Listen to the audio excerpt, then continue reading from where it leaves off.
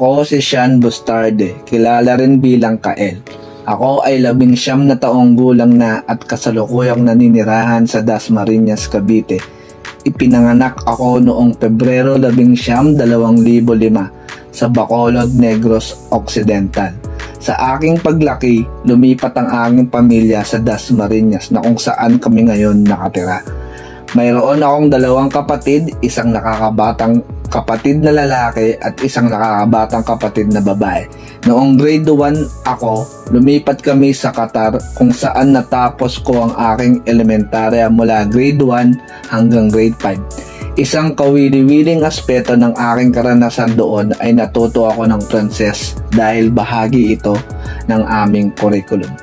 Sa pag-uwi namin sa Pilipinas, pinili naming manatili dito para makapaghanda sa kolehiyo.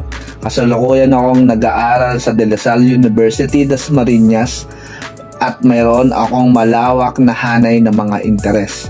Kabilang dito ang paglalaro ng basketball, online gaming at pagtugtog ng gitara.